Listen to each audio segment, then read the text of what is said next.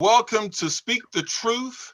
My name's Gary Johnson. I'm your facilitator. Let me tell you spend a few minutes to talk about our host, Mr. Harold Bell. He's a fourth generation Washingtonian. His work with youth is legendary in this town.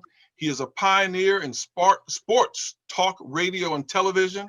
His Inside Sports talk show format changed the way we talk about sports and current events around the globe. His blogs are the most read on blackmeninamerica.com. I ought to know because I hear him and see him all the time. And he is also the recipient of the National Association of Black Journalists Award. He received their Pioneer Award for 2020. Ladies and gentlemen, Mr. Harold Bell. Thank you, Gary. Thank you. Let me introduce my team. I know my friend Jackie Jones is here because I see her. Jackie is a former writer for the Washington Post, the Baltimore Sun, the New York News. Jackie is also, she's a professor and a dean of journalism at the School of Communications at Morgan State University. She is a former producer for Inside Sports. She has been a member of Kids in Trouble for over 40 years, a Christmas toy party. She's been there for it all. She's had my back. Our next person, I don't know if she's here or not, Maggie Linton. She sneaks in whenever, but when she comes, that'll be great too. Maggie has been a pioneer in radio and television sports talk shows. She is a pioneer. She started her first talk show in Kansas right out of college. She's been an actress. She's done it all. She's a former talk show host at Sirius XM Radio. And she has been had my back for about 4 decades too. Chris is not here yet, but when Chris comes, he'll take care of introducing himself. He's our political commentator. Also, we have a special correspondent who's always with us, and I'm talking about Miss Juanita Bright. She's a community advocate, and she's always on top of things. And my last team member is none other than the CEO and founder of Black Men in America. He's a facilitator for the show. He's the CEO of a popular online magazine, Black Men in America, and is ranked in the top 10 out of 500 websites on the internet. He's also a master chef. He's also a master chef. Gary, what I want to do is bring our special guest in. Let's play this video, and then I'll come back and introduce my special guest. All right, so let me go do a screen share here, and let's see if we can look at Prince.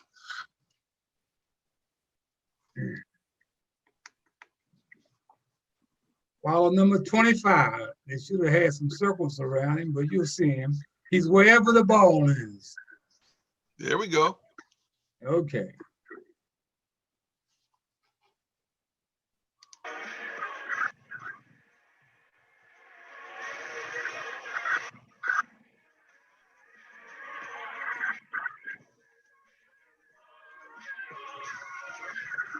Look at that speed. Oh my goodness. Looking good, kid.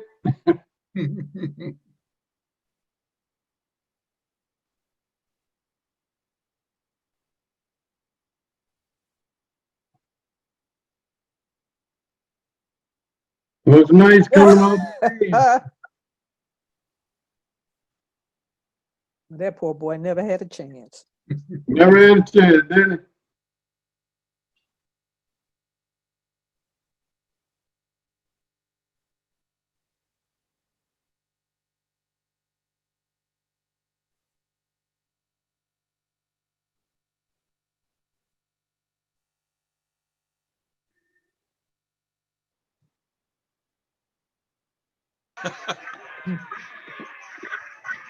And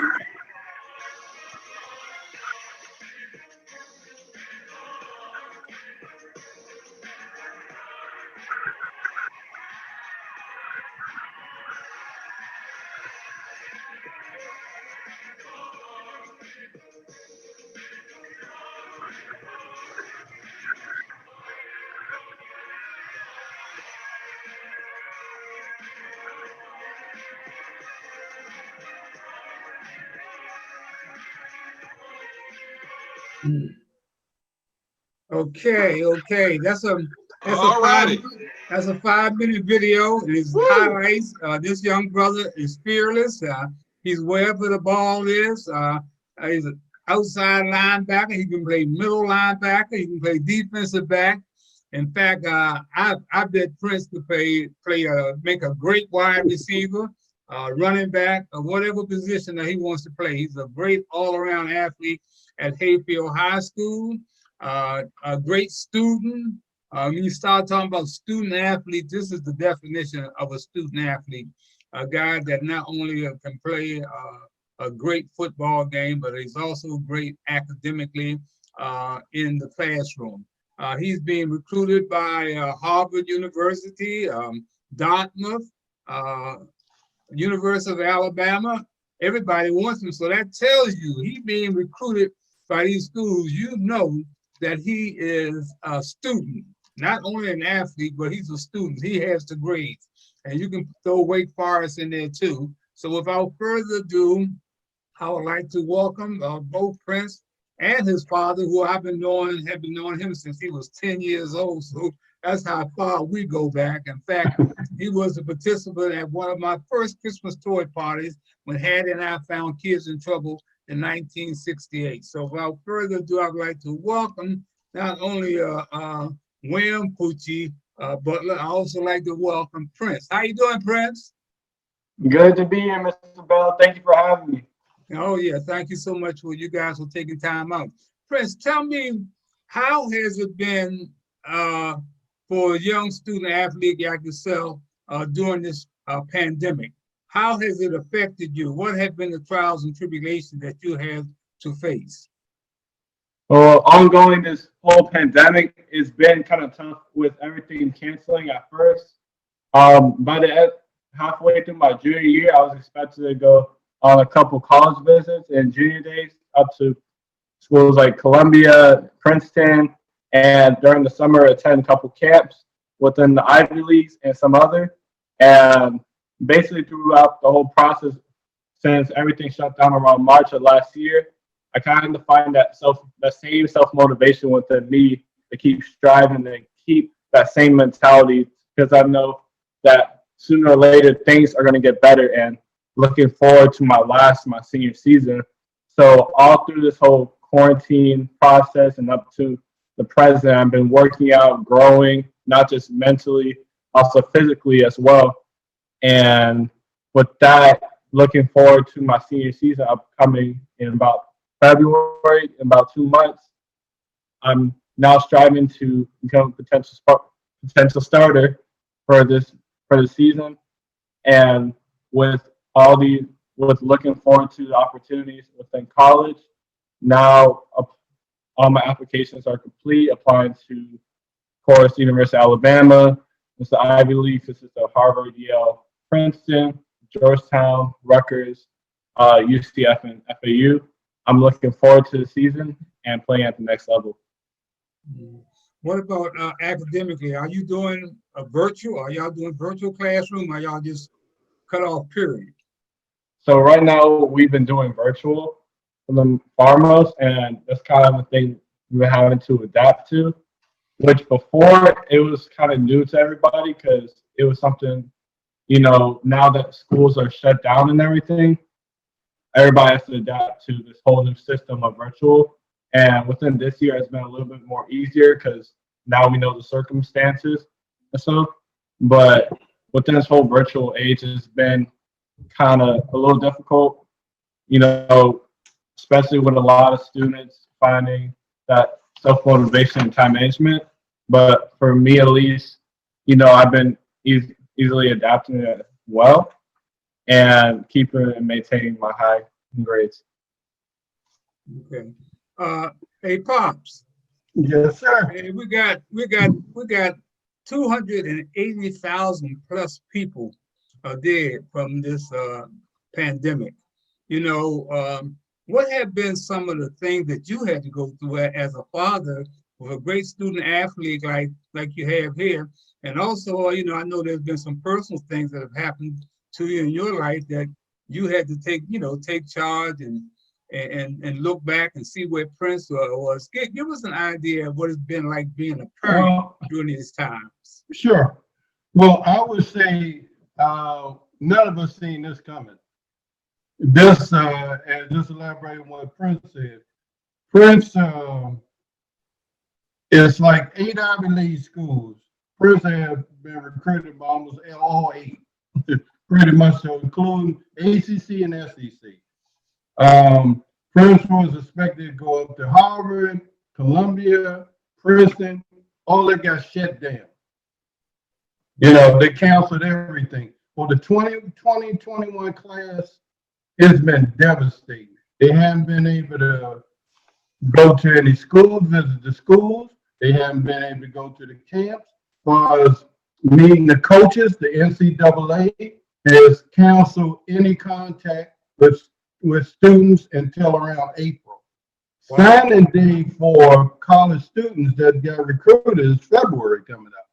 So if a kid right now, say as an example, wanted to go to Wake Forest or got recruited there, they haven't been able to go to school, to check out the school. The parents haven't been able to check out the school.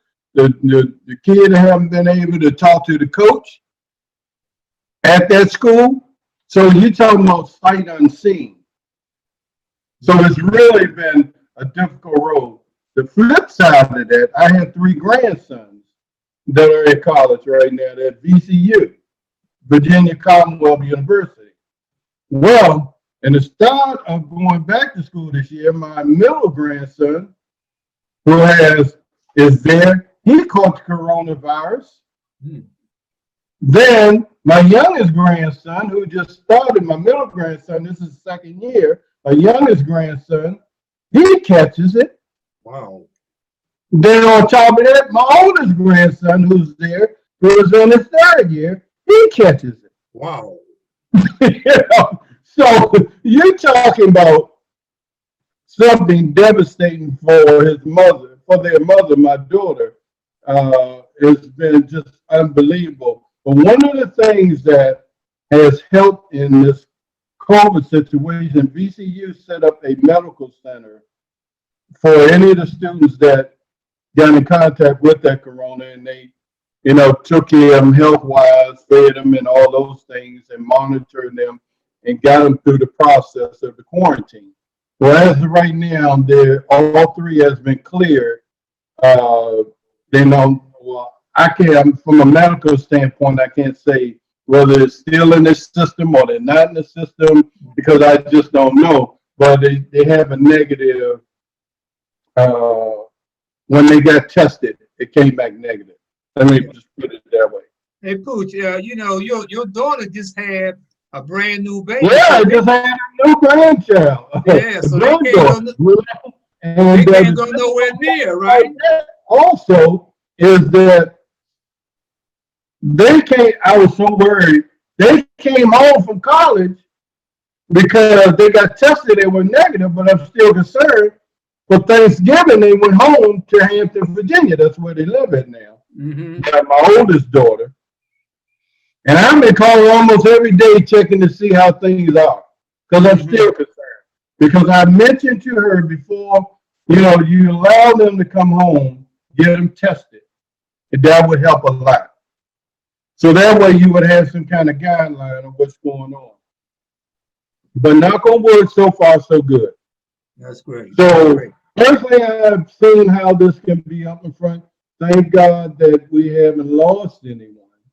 And I know a lot of family members have lost, you know, family members through it. But it's been an emotional roller coaster. I would say that. A very emotional roller coaster. But Jackie, you have a question for Prince or Poochie? I have a question for Prince. Kind of alluded to it a little bit.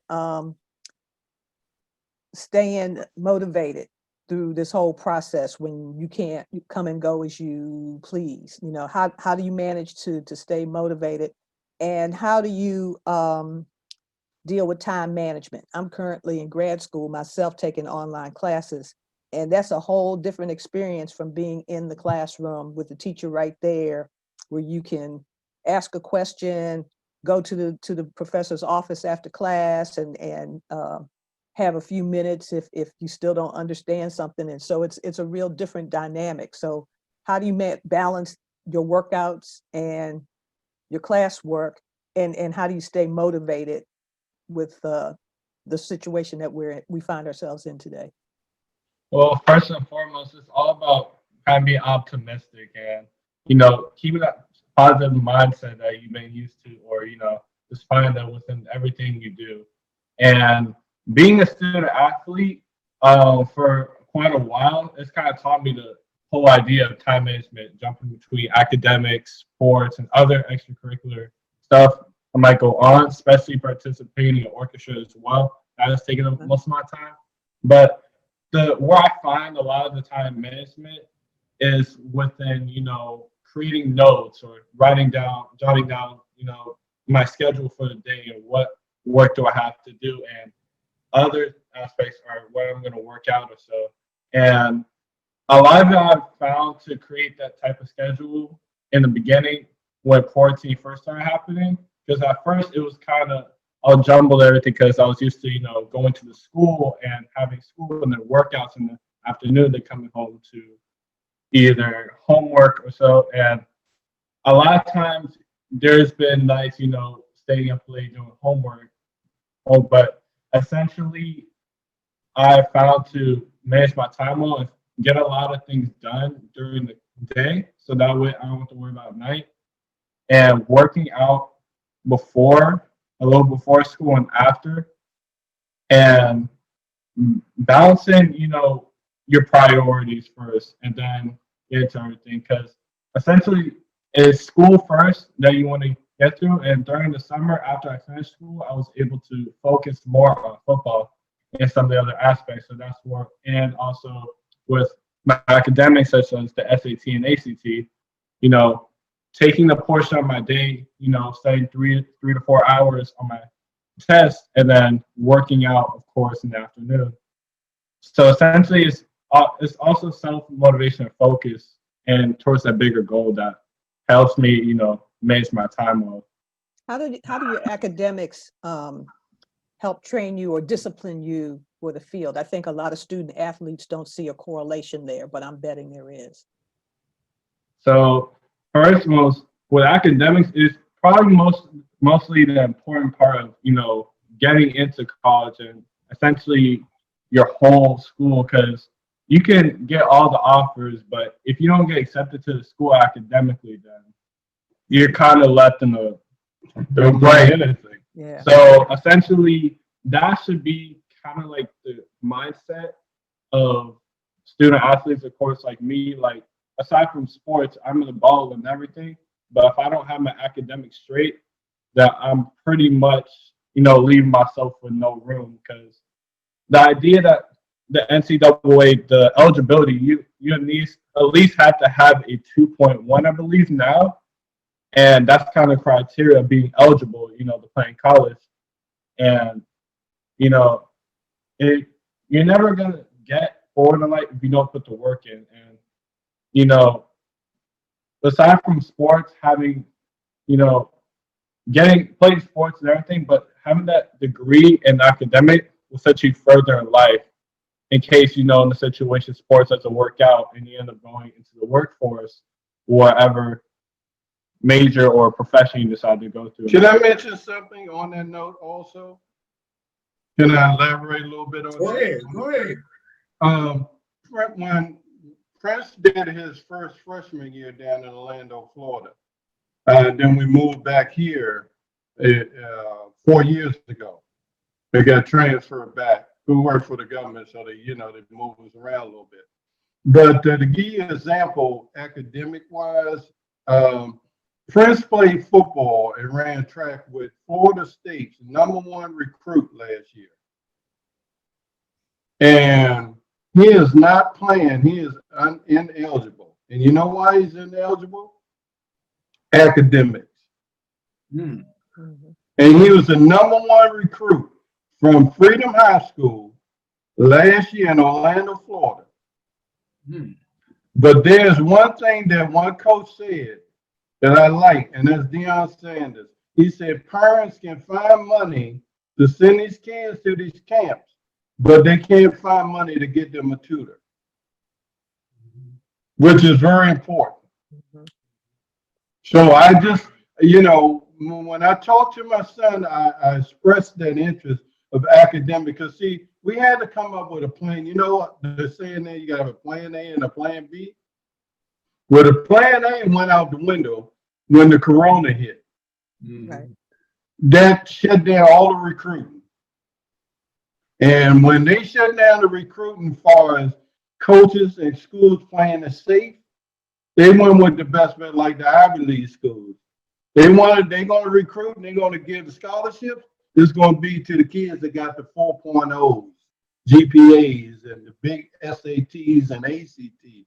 That gives them some security on their job positions. I hate to say it, but that's the way it is. Yeah. You know, it ain't personal. It's just what it is. Mhm. So I told Prince, as good as he is, I feel like my son is a good athlete, but he's a great humble one, you know. But he understands that now. And I mentioned to him, our plan B was this. And I say this to any person on the line or on Zoom with us, have this plan B.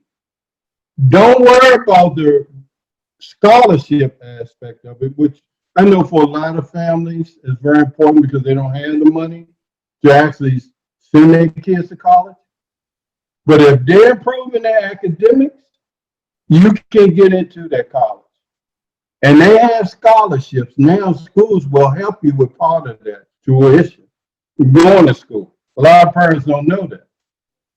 They look at Harvard and all these Ivy League schools and they think, well, where am I going to get all this money? But they do allocate some money towards you going to that school. So we decided that we're going to go the academic route. Because just like Prince said at first, if you don't get accepted into that university, you can have all the recruiting, offers you want. It ain't going to mean anything.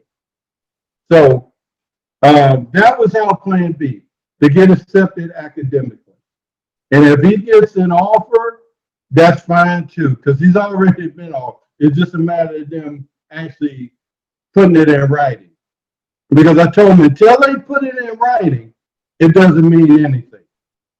Mhm. So that's where we're at. That's our plan B plan. Beginning academic. Right now, he's already been accepted to the University of Alabama. They came and got him first.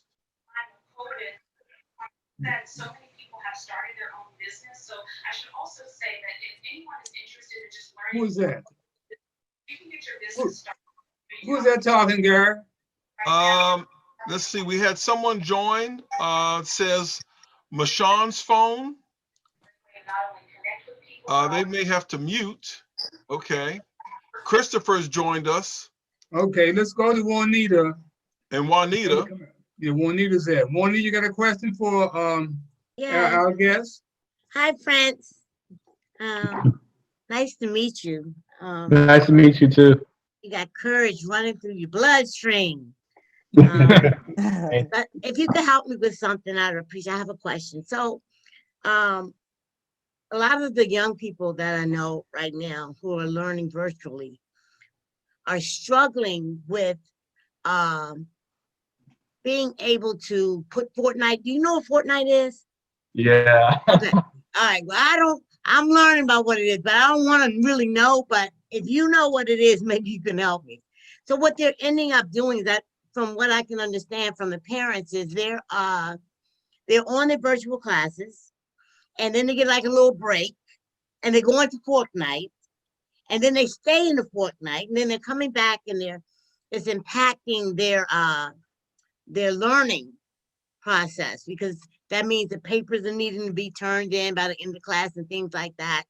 And so I'm wondering if you are aware of this issue, and if you have any advice that I can give to these parents to help, because I heard you talk about time management, writing your schedule down, things like that. But if you have something else that I can take to them to say, hey, Prince said that maybe you want to try this. Yeah. Do you have Okay, any? Prince, you got it? Yeah, Prince? so I had quite a bit of experience with Fortnite before, in the summer, but nah, I don't really play it like that. But essentially, within the school day, like I said, you want to manage your priorities first and essentially do what you need to do first, and then you can move on to, playing video games or so.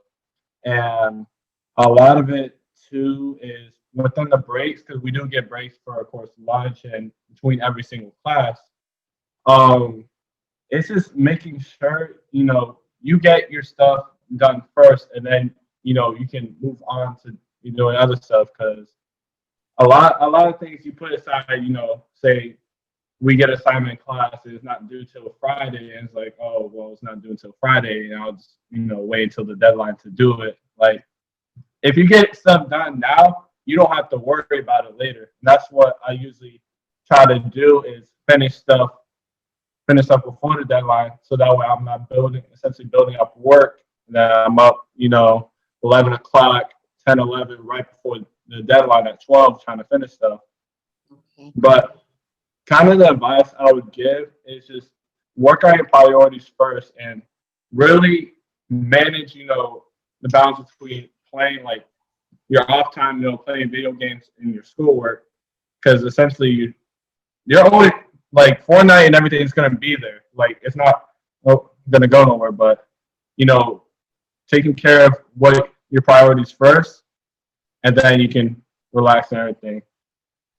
Oh, thank you. It's very helpful. And congratulations, young man, on all your Thank you. achievements academically and sports. Let me get CJ in here to work his way in. CJ's joined us. Go ahead, CJ. Hey, I've got two questions. So I got a fun question and I've got a not so fun question. So the first part is the fun question is, who do you model your game after? Like, who is like your favorite player? Who do you see yourself as? Like, if someone's never seen you before, who do you say, like, I would like to be like that player? Like, when you're working on your game, who are you trying to model? Like, who's in your head? Like, and then the second part, the not so, yeah, you go ahead. You could, yeah. All right. I answer your first question in a second, but basically I model my game after like Jamal Adams being in a strong safety type position, Von Miller at the outside linebacker type position, also being an athlete, of course, working from DB to, linebacker, pass rush, and everything. And also look at players like Shaq Barrett. He plays for the Tampa Bay Buccaneers, also a pass rusher. And essentially, too, Xavier Howard from the Miami Dolphins at that corner spot, too. So I like to model my game after, of course, players that play a similar position as me, and just the way they read the field and just their mindset and technique and everything. I try to model that on the field every time I step on there. Okay, That's go ahead. dope. I like that. The second. What's the second question, CJ? Yeah, part two of my question is more geared towards Dad, and it is how comfortable You're kind of cutting off for me. do you feel about the NCAA? Am I cutting out? I'm gonna try that one more time. This one is geared more towards Dad, which is how confident do you feel that the NCAA will properly prioritize the safety of its student athletes over the profits that these athletes generate for the schools? Good question. Well, that the NCAA should be a little more flexible in terms of their ruling. I understand that they're trying to protect the interests of the institutions of the schools and also the athletes, but it's leaving everything in limbo, kind of speak. Because if a coach is not able to visit a student's home, and a student is not able to visit a school, then you're going to have a chaos situation, which you have now. You probably heard a lot of student athletes are leaving using the transfer portal now. They figure they, was already there, now they don't want to be there no more. So you got kids in 2021 that's either being recruited that haven't even been to the school, don't even know what the school is, who the coaching staff is, any of that, the parents. They haven't had a chance to sit down with anybody. So it's not good. So if you have, give you an example. You have signing day coming up, will take place in December and in February.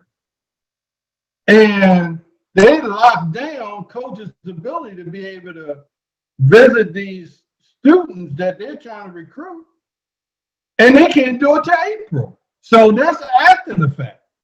If you following me here, right? Yeah. Yeah, so that's after the fact. So how does that help the student if he gets there?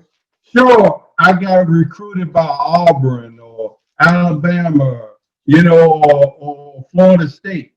But then the student gets there, he find out, no, that's not really where I want to be. I didn't know it was like this.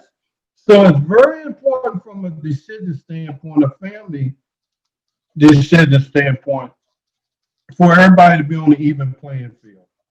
So I would say that one regard, I respect the NCAA ruling in terms because they had to protect the interests of everybody that's involved. But I think they need to be a little more flexibility of giving these coaches an opportunity to deal with these incoming student athletes in a way that they're at least able to, even if they set it up where they do it, they come to the school, but they do it at a distance, They kind of like talk, but there is a meet and greet type of situation going on.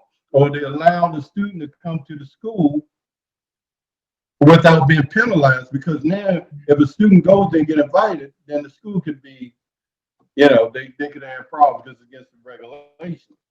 I give you an example, and then I'll wait on you, bro. Deion Sanders just got hired as the coach of Jackson State, right? Yeah. Well, he can only recruit verbally, but he can't go see any of these kids. He can't visit their parents. He can't invite any of these kids to the school because it's against the regulations to do that. So how is he able to build up a great team without being able to evaluate them mentally, in their situations? Because all that plays a big part. Because a lot of these kids don't have the same situation at home. So you're talking Gary, about you go ahead and different take it from Gary. I can't see who's out there, Gary. Who's out there? We've got, let's see.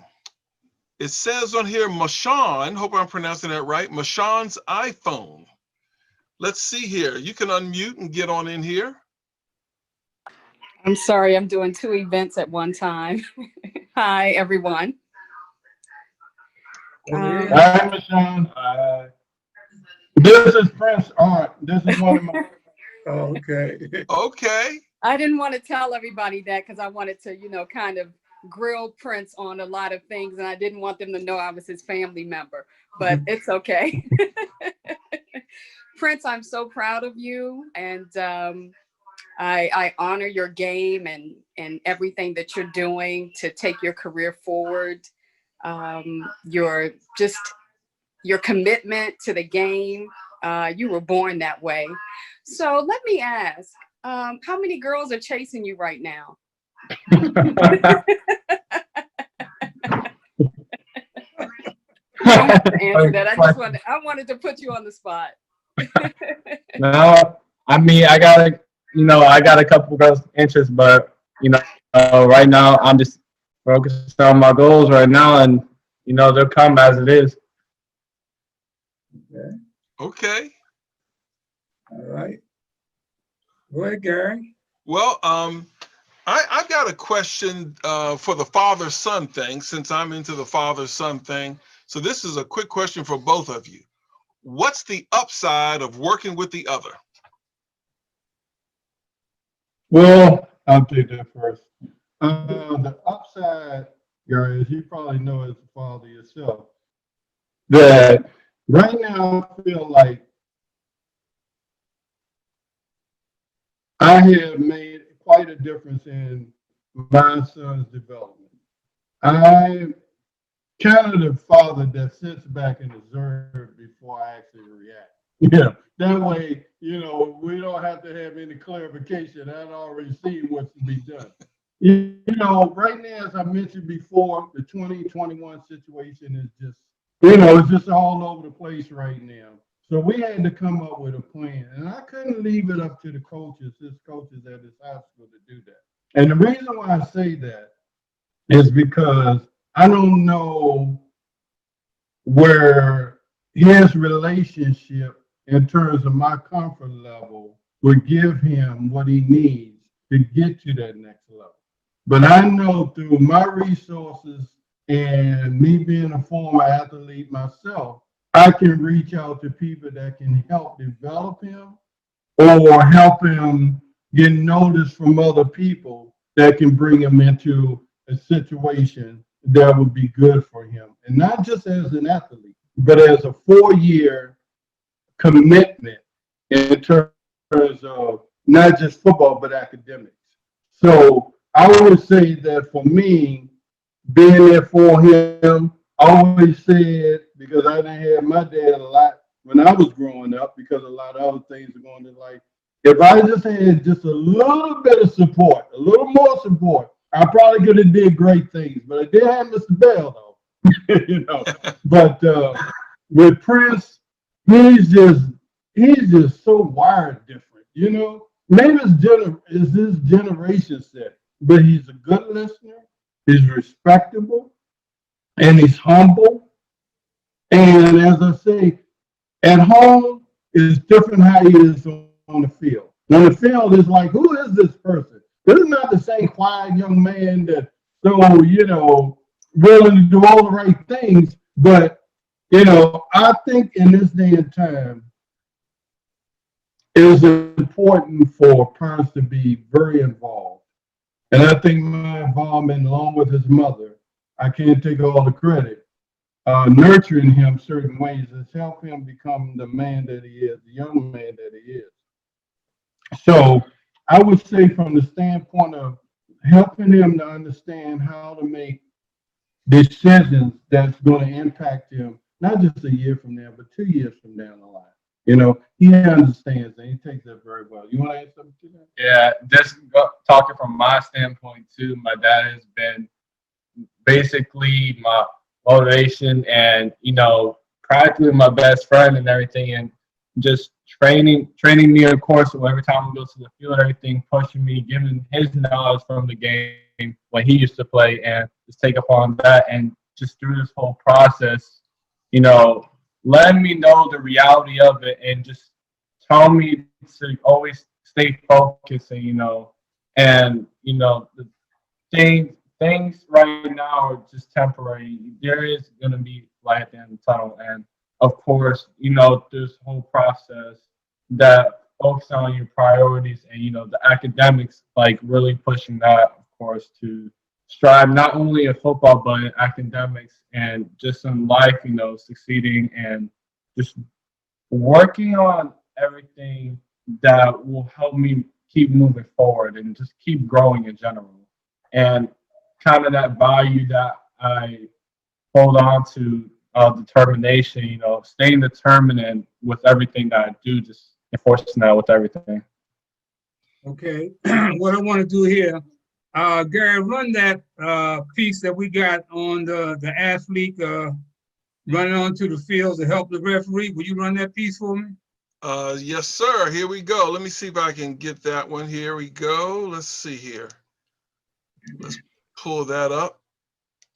And here we go. Player now facing assault charges after he tackled a referee during a game last night. The story is getting national attention. Channel 2's Ari Alexander live in the newsroom with the very latest on this. Ari. Yeah, I think this was spread on the internet, mainly due to the shocking nature of the blindside hit on the referee. This is in the Rio Grande Valley, the town of Edinburgh.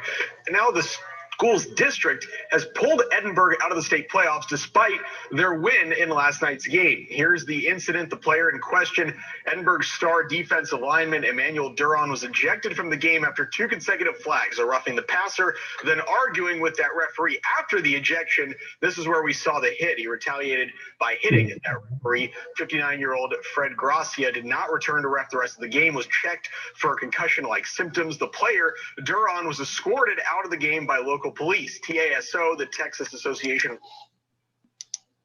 There we go. The sad part about that, it's too bad that young man's career is over. It's over. I can't see any colleges recruiting him I understand from Garrett that this is not the first time that this has happened. And it has to be a problem with the coaching. You got a guy, you got a guy that's probably got a bad temper, bad attitude. And unless the coaches can set him down, because evidently it's not coming, he's not getting it at home. So where else is he gonna get it but from those coaches who has his undivided attention? Now, as an athlete and as a coach, I've been around those type of athletes, but we were able to put them in check and make sure that there was a checks and balance system. There was evidently no checks and balance system on this kid here, and I got to blame the coaches. I don't blame the school district for eliminating them from the playoffs because they shouldn't be there, because it should have come back on the coaches. This Prince, I want you to address that. Go ahead.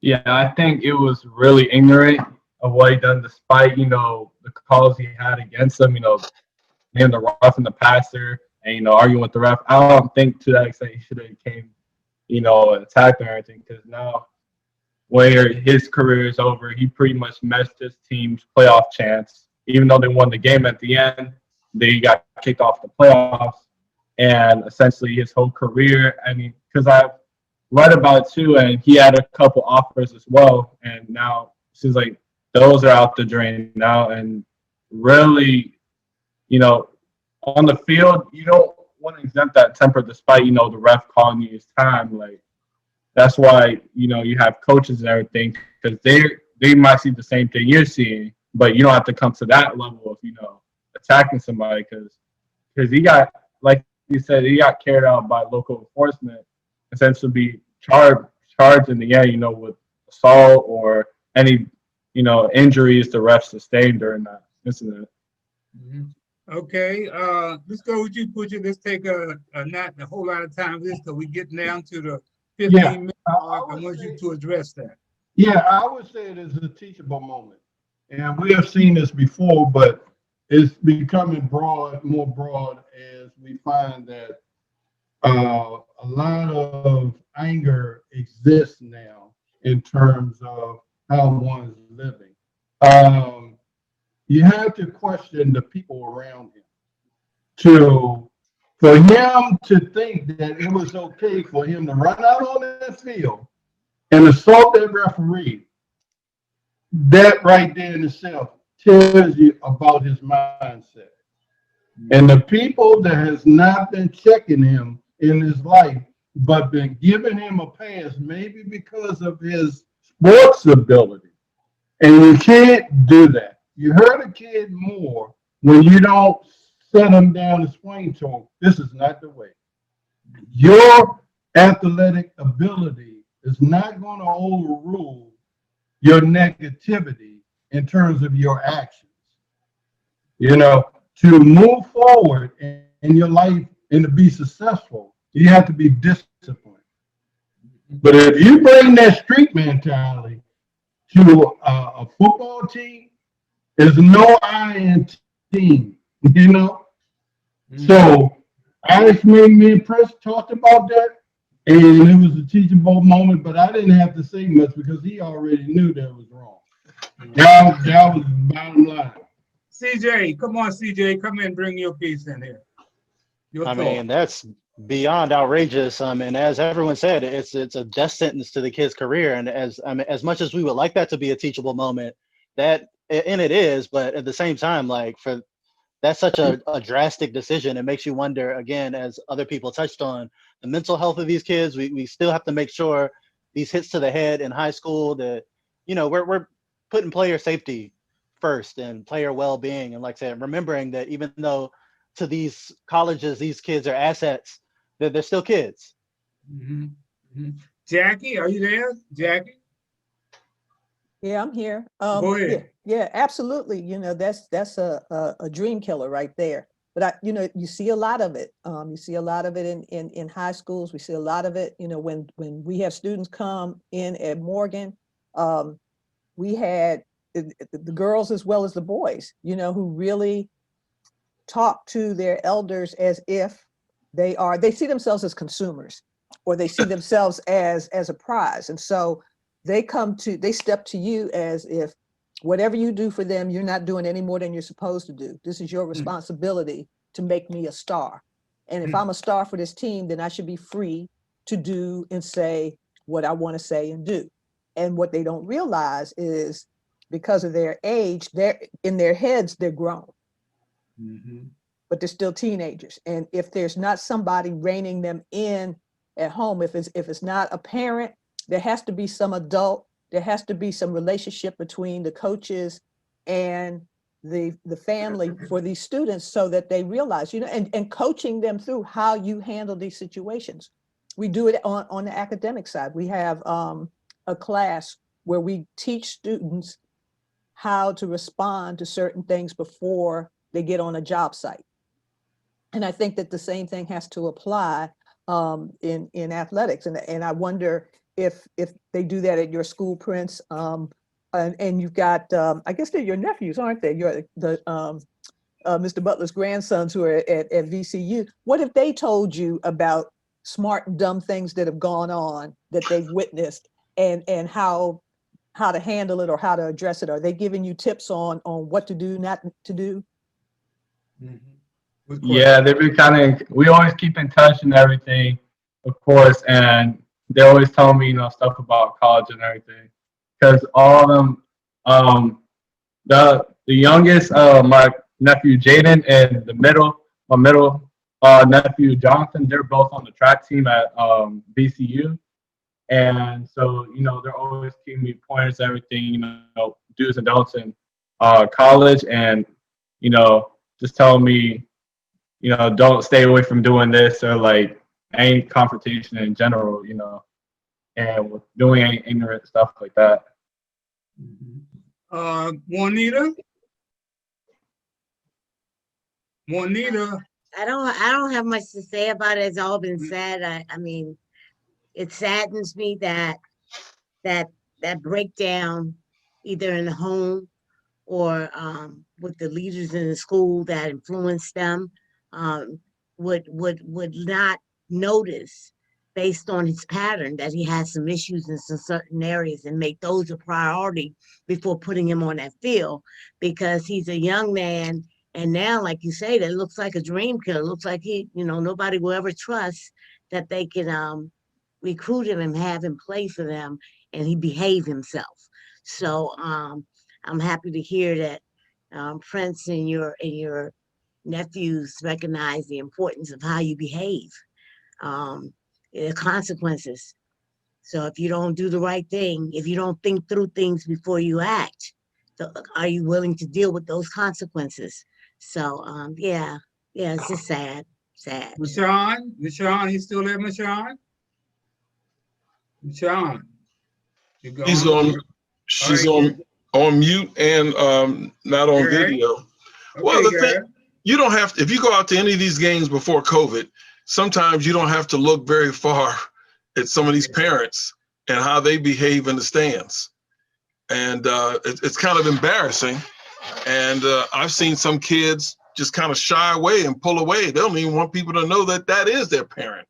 And I've seen moms out there, and the language that they use in front of their kids, oh man. And I'm talking elementary school kids sometimes. So it's no wonder, many of us aren't modeling the appropriate behavior for these kids. And then you factor in on top of that, the whole athlete talent mentality that, we're going to coddle you because you got this skill set, and you can only get so many passes before he catches up to you. And I don't know this young man, and I'm sorry that he's in this situation, but I'm sure there were some signs along the way where someone needed to pull his coattail and tell him and hold him or someone who's responsible for him accountable. And maybe that could have helped. But it's just hard and it's just sad. And what's even worse, he's not going to be the last one. Yeah. There'll be somebody following behind him. We down to the last 10 minutes now. I want to talk about this other topic because it's very important. And I want to talk about a cop stop. And I want to go right to Prince because he was on dingling his car his car keys the other day. So it means he got his license now. He's gonna be out there driving. I want to know, Poochie, have you had the talk with Prince about the cop stop? Yeah, actually, for those who don't know, Prince just got his driver's license. The Fairfax County, Virginia, did everything online because they couldn't bring him into the courthouse. But he's officially a licensed driver now. But we have had that conversation. You know, my heart skips a beat every time he goes out the door. I have him to put on his locator, you know, so I can see where he's going. But I trust Prince. See, I think what Gary says, a lot of it has to do with parenting. If you have that understanding with your child, and you can look them in the eye and you can see what's in their heart, and you should know your child. My son, Prince won't be out there with 4 or 5 people in the car. I know that as a fact. I can trust in that because he said something to me the other day. It got me emotionally, almost broke me down. But I understood that because it's coming to the time. He said, Papa, you got to let me go.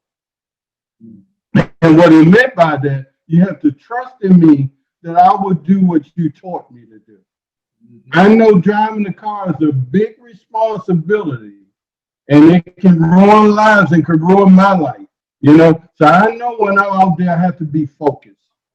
So that put me at ease. Not to say, though, I'm still nervous when I go out there, but it put me at ease. But that part when he said those words to me, even though it shattered my heart, you know, because I'm still thinking about this little guy that I used to look down. One day you're going to get big, and you ain't going to be doing this no more. You're going to be going out the door. But he said, you have to let me go. And I understood what he meant. You know, that you have to trust in me when I'm out there. I would do the right thing because I let him drive the football practice because I'm always taking him in. You know, I know how they look, and he got his license. Why can't I drive? My other teammates, they driving. But he told me that he drove the football practice the other day, and one of the trainers said, "Oh, your dad let you drive today, huh? Yeah, let you drive the Porsche." You know?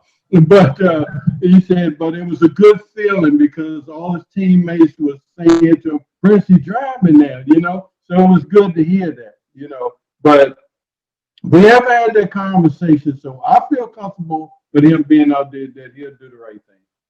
Prince, you got a minute.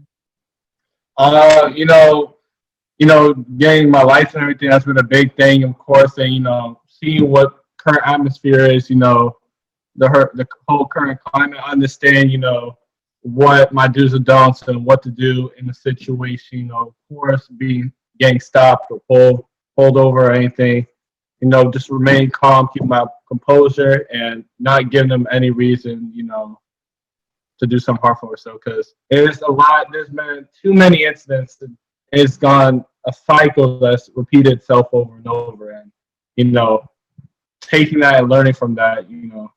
And now with my license, it's a huge thing, and I'm fully capable and responsible. And know every time I step onto that road and everything in my car, now I'm outside the house where I'm at now. Mm-hmm. Gary, what was that like? You got 2 boys, 2 men. Well, what was that like having that talk with them? Of course, with Chris and your other son. What was that like? I've got 2 young men. I remember having the talk with both of them. I'll let Christopher talk and see if he remembers having I had the talk with him and how that went. But you know, you never stop loving them, and you know they got to get out there on their own. And I'll just tell you that there were times that even though you got to let them go, sometimes you don't sleep well at night until you hear that car come on in here and you know that they in the door. So. CJ, what do you remember? Did I have the talk with you?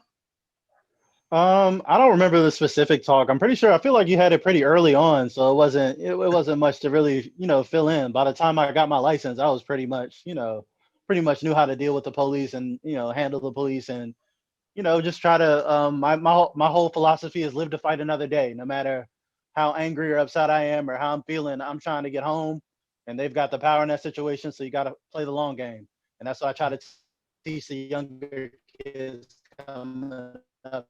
Okay, All right. kind of dragging that clip. Yeah, you're breaking up.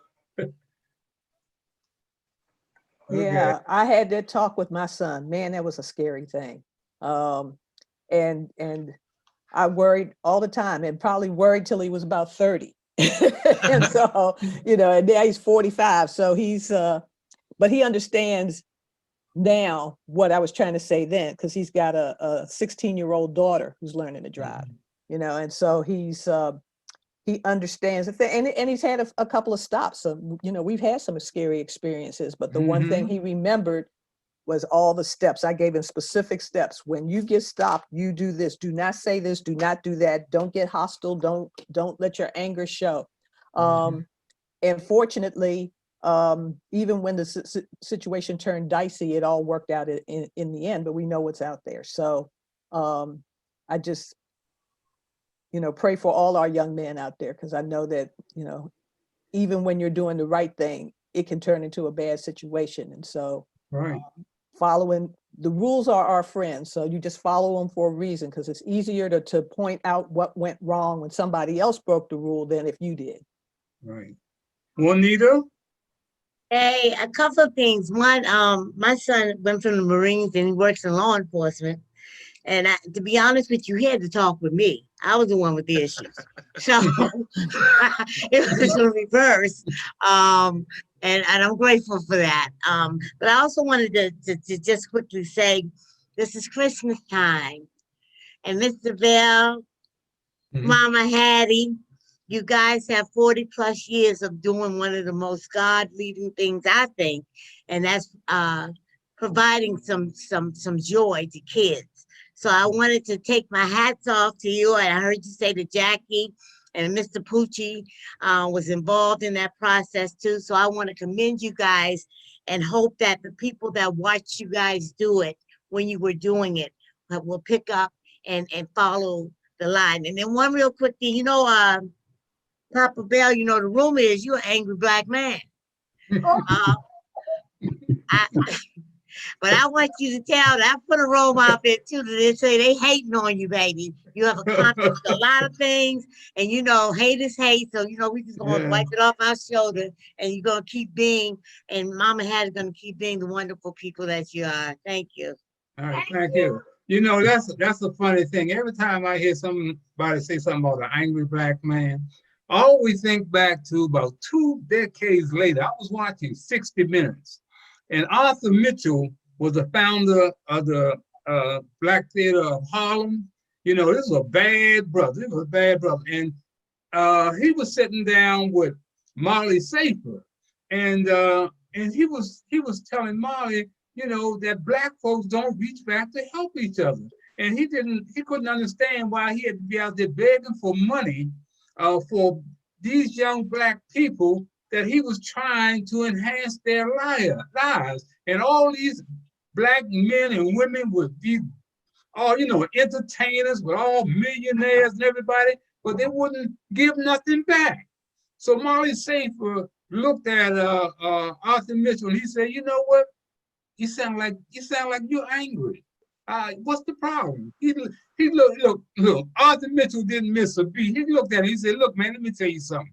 You show me a black man or woman who are not angry about the state of Black America, and I will show you a black man and woman who needs to see a psychiatrist.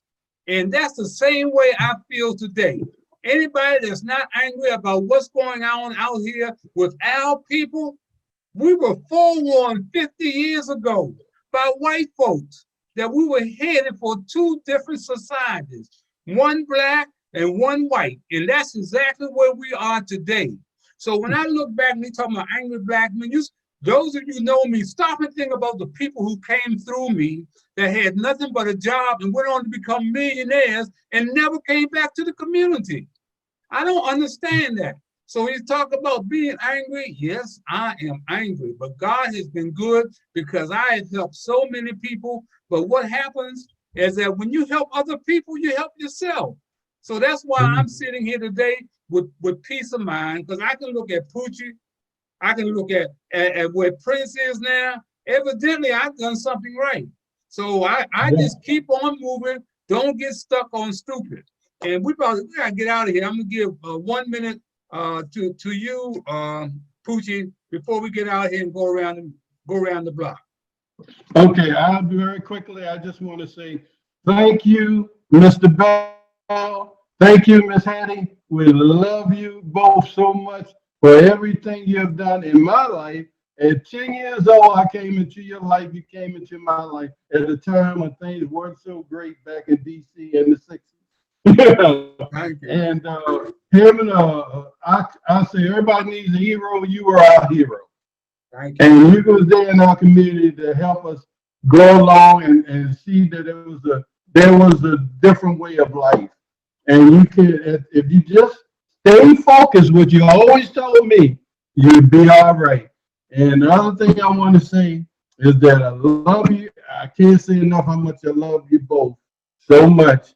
And that if anybody know any colleges or universities looking for a young, disciplined, good athlete, hardworking academic, please reach out to Prince. You know, it would mean a lot, just like any of the young people today, because they're really having a tough time, especially the 2021 generation with recruits. Fortunately, he has Alabama now. He has possibly Harvard, Yale, and Princeton coming, and he won't make his decision. But we're open right now to whoever comes along. That's the way I put it. But Okay, again, Prince, you got 30 seconds since he's taking over the minute. You got 30 seconds, Prince. Good, Prince. Thank you so much for having me today, Mr. Bell. And like just adding on something I gotta say, we love y'all and just thank you for everything that you've done and also for giving back in the community. And you know, in general, just having me on the show. All right, all right. Okay, CJ, where are you, CJ? You got a minute. CJ? He's trying I'm to. here. there he Yeah. is. Okay. Yeah. Jackie? Yeah. Thanks for having you me. there, CJ? Okay. Yeah. Yep. I'm here. Yeah. Like, it's good to see a great college athlete with his head on his shoulders. Obviously, Dad had a lot to do with that. But to have your priorities set, I just want to say good luck. Continue to expand your game. Continue to have fun with it and be safe playing the game. All right. Thank you. Jackie? I want to wish you all the best going forward, Prince. I think you have a bright future ahead of yourself. And I want to congratulate your father and your mother for a job well done. And I just want to remind y'all today, December 6th, is the 155th anniversary of Liberation Day, or the passage of the 13th Amendment ending slavery. So make sure you commemorate that before you put your head on the pillow tonight. All right. Okay. All right. Juanita, you got 30 seconds. Juanita? Yeah, I'm All so right, proud. man. I'm so proud of you, Prince, and thank you, Papa Bell and Mama Hattie, for bringing on such a remarkable young man and a product of the work that you've done in your life, and Mr. Pucci. Thank you. All right. Gary? Hey, you all exhibit and exemplify everything that blackmeninamerica.com stands for. When I started this magazine, the hook line is ordinary men doing extraordinary things. And you all epitomize that. Prince, you clearly have, as they say, some good home training. So it shows, and best of luck to you. And Mr. Bell, you walk us out of here. Okay. I just want to say, that this year will go down as the deadliest history when it comes to Black America. We've suffered so many ways, not only with the coronavirus, we suffered with Black on Black murder, cop killing us, racism, but we're still out here, we're still fighting. And I think about, when I think of 2020, I think about marrying my beautiful wife here 52 years ago, this past November. I think about celebrating 52 years of Christmas toy parties for needy children. Our 45 straight years with no grants, no loans, no nothing. We were able to do that because we were blessed, and this November, the first anniversary of my Muhammad Ali documentary, the trailer. So, you know, I feel blessed, man, that to have had so many people around us that cared, you know. Sure, we've been great if we could have been rich, but we are rich, because long as I said, as long as you got your mental and physical health, you are rich. So I want to say to Prince and to Poochie and to everybody that has been on our team, that remember that every black face you see is not your brother, and every white face is not your enemy. Until next Sunday at this same time, I'm Harold Bell, and you can color me gone. All right. Stay safe, everybody. All right, thanks for everything, Bye, guys. Jackie. Thank you, Bye, everybody. Mr. Bye, Mr. Gary. everybody. Talk to you Bye-bye. soon. All right now. Bye, Mama Hattie. Bye.